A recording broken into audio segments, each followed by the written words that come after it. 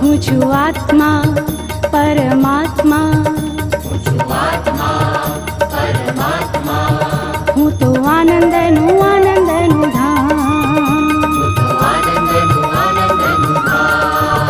હું છું આત્મા પરમાત્મા, હું છું આત્મા પરમાત્મા.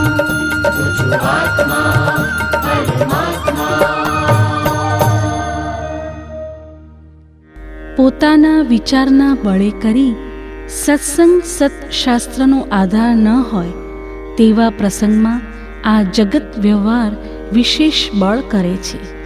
અને ત્યારે વારંવાર શ્રી સદ્ગુરુનું મહાત્મ્ય અને આશ્રયનું સ્વરૂપ તથા સાર્થકપણું અત્યંત અપરોક્ષ સત્ય દેખાય છે. સર્વ વિભાવથી ઉદાસીન અને અત્યંત શુદ્ધ નિજ પર્યાયને સહજપણે આત્મા ભજે તેને શ્રીજીને તીવ્ર જ્ઞાન દશા કહી છે. જે દશા આવ્યા વિના કોઈ પણ જીવ બંધન મુક્ત થાય નહીં. અનાદિથી અત્યંત અજ્ઞાન દશાએ આ જીવે પ્રવૃત્તિ કરી છે. તે પ્રવૃત્તિ એકદમ અસત્ય અસાર સમજાય તેની નિવૃત્તિ સૂજે એમ બનવું બહુ કઠણ છે. માટે જ્ઞાની પુરુષનો આશ્રય કરવારૂપ ભક્તિ માર્ગજીને નિરૂપણ કર્યો છે કે જે માર્ગ આરાધવાથી સુલભપણે જ્ઞાન દશા ઉત્પન્ન થાય છે. આત્મા સૌથી અત્યંત પ્રત્યક્ષ છે એવો પરમ પુરુષે કરેલો નિશ્ચય તે પણ અત્યંત પ્રત્યક્ષ છે. સેવી સદગુરુ ચરણને ત્યાગી દઈ નિજ પક્ષ પામે તે પરમાર્થની નિજ પદનો લીલક્ષ. આત્મજ્ઞાન સમદર્શિતા વિચરે ઉદય પ્રયોગ અપૂર્વ વાણી પરમ શ્રુત સદગુરુ લક્ષણ યોગ્ય. પ્રત્યક્ષ સદગુરુ સમ નહીં પરોક્ષ જીન ઉપકાર એવો લક્ષ્ય થયા વિના ઉગે ન આત્મવિચાર. પૂર્ણ જ્ઞાની શ્રી ઋષભદેવાદી પુરુષોને પણ પ્રારબ્ધોદય ભોગવે ક્ષય થયો છે. તો જેવાની તે પ્રારબ્ધોદય ભોગવવો જ પડે એમાં કંઈ સંશય નથી. સદગુરુના ઉપદેશ વણ સમજાયન જીન રૂપ સમજ્યાવણ ઉપકાર શો સમજ્યે જીન સ્વરૂપ. કલ્પિતનું આટલું બધું મહાત્મ્ય શું? જ્ઞાન દશા વિના વિષયનું નિર્મૂળપણું થવું સંભવતું નથી. માત્ર ઉદય વિષયો ભોગવ્યાથી નાશ થાય, પણ જો જ્ઞાન દશા ન હોય તો ઉત્સુક પરિણામ વિષય આરાધતા ઉત્પન્ન થયા વિના ન રહે અને તેથી વિષય પરાજિત થવાને બદલે વિશેષ વર્ધમાન થાય. આત્મ પરિણામથી જેટલો અન્ય પદાર્થનો તાદાત્મ્ય અધ્યાસ નિવર્તવો તેને શ્રીજી ત્યાગ કહે છે. તે તાદાત્મ્ય અધ્યાસ નિવૃત્તિરૂપ ત્યાગ થવા અર્થે આ બાહ્ય પ્રસંગનો ત્યાગ પણ ઉપકારી છે, કાર્યકારી છે. બાહ્ય પ્રસંગના ત્યાગને અર્થે અંતર ત્યાગ કહ્યો નથી એમ છે, તો પણ આ જીવે અંતર ત્યાગને અર્થે બાહ્ય પ્રસંગની નિવૃત્તિને કંઈ પણ ઉપકારી માનવી યોગ્ય છે. જી સ્વરૂપ સમજ્યા વિના પામ્યો દુઃખનો સમજાવ્યો તે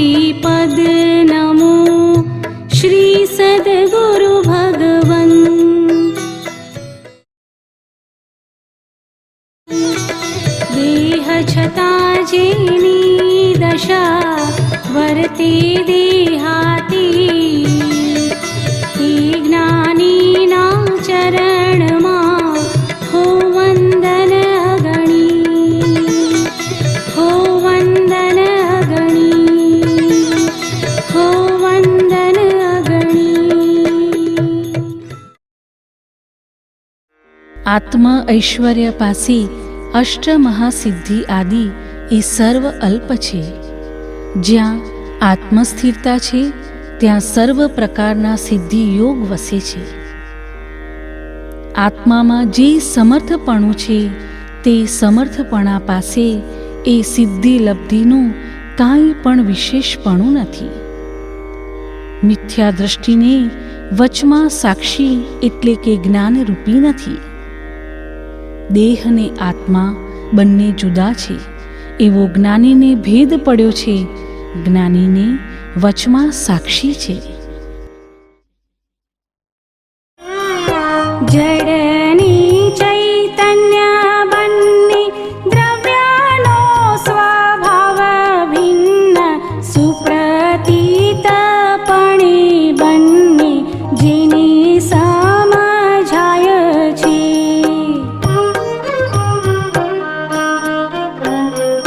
સ્વરૂપ ચેતનની જ જડથી સંબંધ માત્ર અથવા તે જ્ઞેય પણ પરદ્રવ્યમય છે.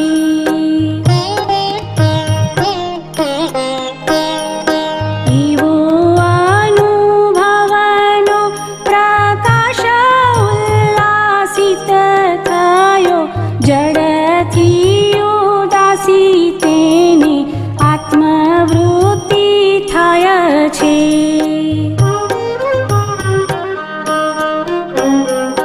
કાયાની વિસારી માયા સ્વરૂપે સમાયા એવા નિરગ્રંથનો પંથ ભવ અંતનો ઉપાય છે. જેની જ્ઞાન દશા છે તેવા પુરુષો વિષયાકાંક્ષાથી અથવા વિષયનો અનુભવ કરી તેથી વિરક્ત થવાની ઈચ્છાથી તેમાં પ્રવર્તતા નથી.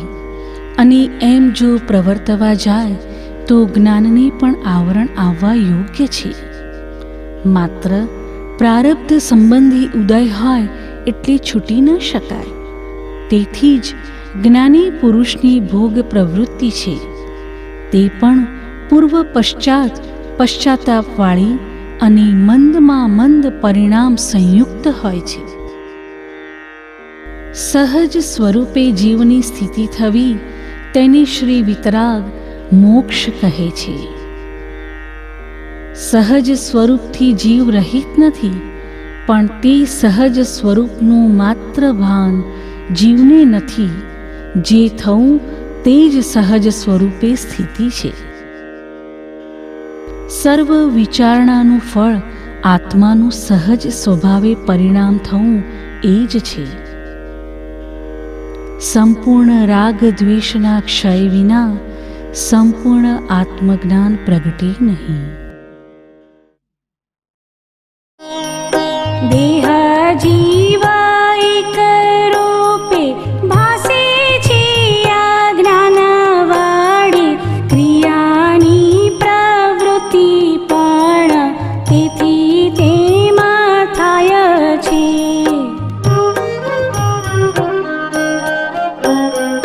જીવની ઉત્પત્તિ અને રોગ શોક દુઃખ મૃત્યુ દેહનો સ્વભાવ જીવ પદમાં જણાય છે.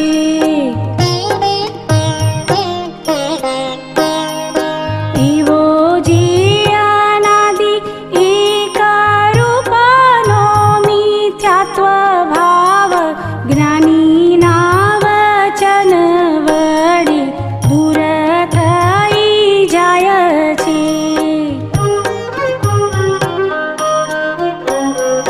ભાસી જડ ચૈતન્ય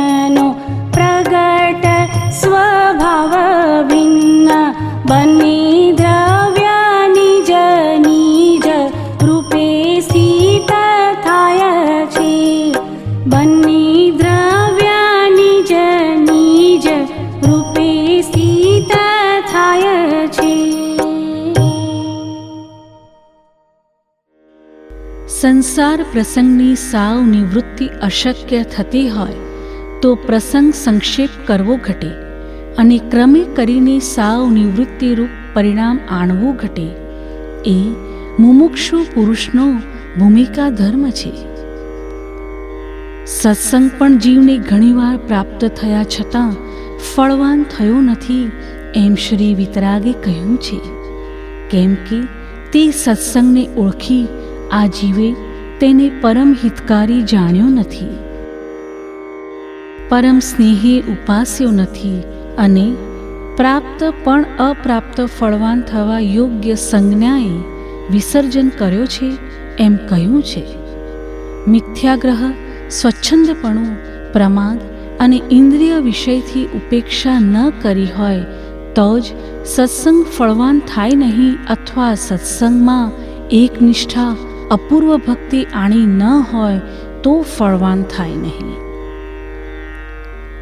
સત્પુરુષે મળી આ સત્પુરુષ છે એટલું જાણી સત્પુરુષને જાણ્યા પ્રથમ જેમ આત્મા પંચ વિષયાદિને વિશે રક્ત હતો તેમ રક્ત ત્યાર પછી નથી રહેતો અને અનુક્રમે તે રક્તભાવ મોળો પડે એવા વૈરાગ્યમાં જીવ આવે છે, જેમાં એકાંત અને અનંત સુખના તરંગ ઉછળે છે. તેવા શીલ જ્ઞાનને માત્ર નામના દુઃખથી કંટાળી જઈને મિત્રરૂપે ન માનતા તેમાં અભાવ કરે છે. કેવળ અનંત દુઃખમય એવા જે સંસારના નામ માત્ર સુખ તેમાં તારો પરિપૂર્ણ પ્રેમ છે એ કેવી વિચિત્રતા છે. નિવૃત્તિબોધ. સત્સંગની ઓળખાણ થવી જીવની દુર્લભ છે. કોઈ મહત્ પુણ્ય યોગે તે ઓળખાણ થઈ નિશ્ચય કરી આ જ સત્સંગ સત્પુરુષ છે એવો સાક્ષી ભાવ ઉત્પન્ન થયો હોય તે જીવે તો અવશ્ય કરી પ્રવૃત્તિને સંકોચવી, પોતાના દોષ ક્ષણે ક્ષણે, કાર્યે કાર્યે અને પ્રસંગે પ્રસંગે તીક્ષ્ણ ઉપયોગે કરી જોવા, જોઈને તે પરીક્ષણ કરવા. સંગના યોગે આ જીવ સહજ સ્થિતિને ભૂલ્યો છે. સંગની નિવૃત્તિએ સહજ સ્વરૂપનું અપરોક્ષ ભાન પ્રગટે છે. એ જ માટે સર્વ તીર્થંકરાદિ જ્ઞાનીઓએ અસંગપણું જ સર્વોત્કૃષ્ટ કહ્યું છે કે જેના અંગે સર્વ આત્મસાધન રહ્યા છે. તે ઉપાય સત્સંગના યોગમાં અવશ્ય આરાધન કર્યા જ રહેવા અને સત્સંગના પરોક્ષપણામાં તો અવશ્ય આરાધન કર્યા જ કરવા. કેમ કે સત્સંગ પ્રસંગમાં તો જીવનું કંઈક ન્યૂનપણું હોય તો તે નિવારણ થવાનું સત્સંગ સાધન છે, પણ સત્સંગના પરોક્ષપણામાં તો એક પોતાનું આત્મબળ જ સાધન છે. હે મુમુક્ષુ, એક આત્માને જાણતા સમસ્ત લોકાલોકને જાણીશ અને સર્વ જાણવાનું ફળ પણ એક આત્મપ્રાપ્તિ છે. માટે આત્માથી જુદા એવા બીજા ભાવો જાણવાની વારંવારની ઈચ્છાથી તું નિવર્ત અને એક નિજ સ્વરૂપને વિશે દ્રષ્ટિ દે કે જે દ્રષ્ટિથી સમસ્ત સૃષ્ટિ જ્ઞેયપણે તારે વિશે દેખાશે. આત્મજ્ઞાન રહી શકે એવી પાત્રતા પ્રાપ્ત થવા તથા તેમાં સ્થિતિ થાય તેવી યોગ્યતા આવવા એ યમ નિયમાદિ કારણો ઉપદેશ્યા છે. તત્વજ્ઞાનીઓએ એથી એવા હેતુથી એ સાધનો કહ્યા છે, પણ જીવની સમજણમાં સામટો ફેર હોવાથી તે સાધનોમાં જ અટકી રહ્યો અથવા તે સાધન પણ અભિનિવેશ પરિણામે ગ્રહ્યા. પુરુષાર્થ કર્યા વિના પ્રારબ્ધની ખબર ન પડી શકે, પ્રારબ્ધમાં હશે તે થશે એમ કહી બેસી રહે કામ ન આવે. નિષ્કામ પુરુષાર્થ કરવો, પ્રારબ્ધને સમપરિણામે વેદવું, ભોગવી લેવું એ મોટો પુરુષાર્થ છે. જે પુરુષની જ્ઞાન દશા સ્થિર રહેવા યોગ્ય છે એવા જ્ઞાની પુરુષને પણ સંસાર પ્રસંગનો ઉદય હોય તો જાગૃતપણે પ્રવર્તવું ઘટે છે. અસંગતા સિદ્ધ થવી, પરિણત થવી તે મોક્ષ છે. પરભારી તેવી અસંગતા સિદ્ધ થવી ઘણું કરીને અસંભવિત છે. અને એ જ માટે જ્ઞાની પુરુષોએ સર્વ દુઃખ ક્ષય કરવાની ઈચ્છા છે જેને, એવા મુમુક્ષુએ સત્સંગની નિત્ય ઉપાસના કરવી એમ જે કહ્યું છે તે અત્યંત સત્ય છે. પરમાર્થ દ્રષ્ટિએ રાગ દ્વેષ ઘટ્યા હોય તો ફળીભૂત થાય. વ્યવહારથી તો ભોળા જીવોને પણ રાગ દ્વેષ ઘટ્યા હોય, પણ પરમાર્થથી રાગ દ્વેષ મોળા પડે તો કલ્યાણનો હેતુ છે. આરંભ પરિગ્રહનો ત્યાગ એ સ્થૂળ દેખાય છે, તથાપિ અંતર્મુખ વૃત્તિનો હેતુ હોવાથી વારંવાર તેનો ત્યાગ ઉપદેશ્યો છે. અગમ અગોચર નિર્વાણ માર્ગ છે, એમાં સંશય નથી. પોતાની શક્તિએ સદ્ગુરુના આશ્રય વિના તે માર્ગ શોધવો અશક્ય છે એમ વારંવાર દેખાય છે. એટલું જ નહીં, પણ શ્રી સદ્ગુરુ ચરણના આશ્રય કરી બોધ બીજની પ્રાપ્તિ થઈ હોય એવા પુરુષને પણ સદ્ગુરુના સમાગમનું આરાધન નિત્ય કર્તવ્ય છે. જગતના પ્રસંગ જોતા એમ જણાય છે કે તેવા સમાગમ અને આશ્રય વિના નિરાલંબ બોધ સ્થિર રહેવો વિકટ છે.